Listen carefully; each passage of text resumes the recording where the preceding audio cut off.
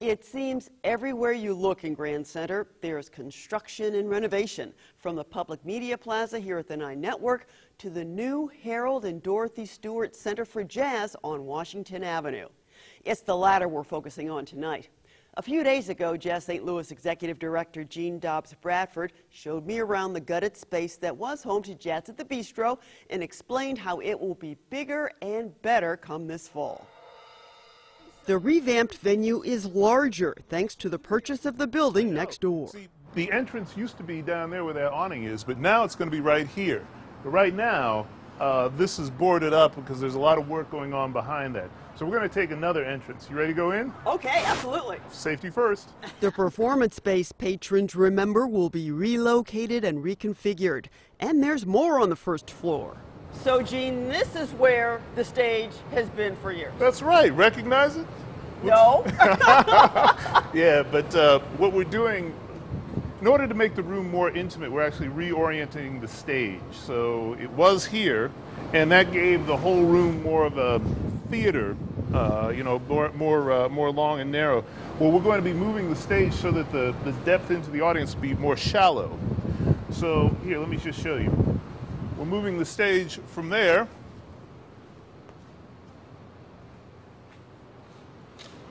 over to here. Okay. All right. All right. Which means that more people are going to be closer to the music.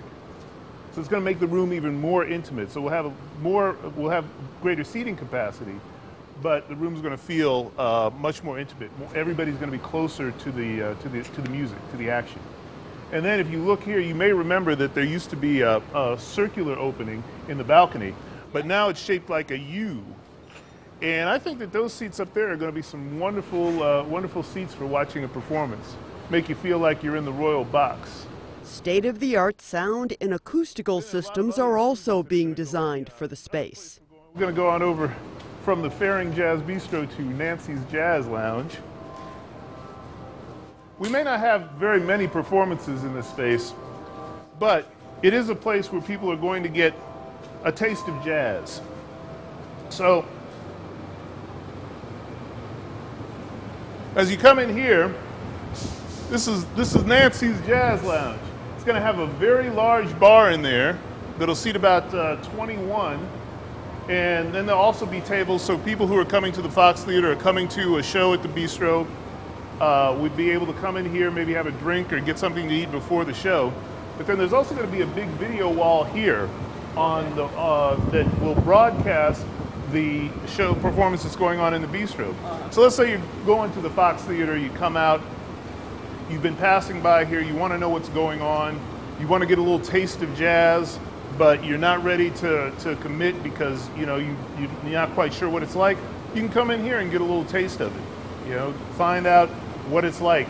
And once you see what's going on, I think you're going to want to be on the other side. A passenger elevator large enough to move a grand piano is being constructed to make the building more accessible. And one more addition makes Gene Dobbs Bradford burst with pride. Welcome to the Centene Jazz Education Center. So this is where we're going to be conducting a lot of our programs that teach kids how to play music. It's also going to allow us to interact with the public and take our jazz education efforts to new levels. So what we have here is we have a large rehearsal room. This is where our Jazz U classes will take place. And Jazz U is the program that we have where every week students from around the greater St. Louis metropolitan area get together for instruction in jazz performance and improvisation. And then you can see the outline of it here. This room in the center, the sort of the odd-shaped room, is going to be a control room. And this is where we'll actually be recording the performances that take place at the Bistro and preparing them for live streaming. But we'll also be able to use this large rehearsal room with that control room to turn this into a recording studio. So if we want, we can produce our own educational content here. And that'll help us to reach out to the public in ways that we're not able to now. The Harold and Dorothy Steward Center for Jazz is a $10 million project that will be funded through a capital campaign that was announced by Jazz St. Louis in May. Nearly 60% has already been raised from donors. They include Grand Center Incorporated Chairman Kenneth Kransberg and his wife Nancy, who are also donors to the 9 Network. When jazz started in St. Louis with Barbara Rose and Jazz St. Louis, there was some jazz around town, but not a lot. Today, because of Jazz St. Louis, there is jazz all over town.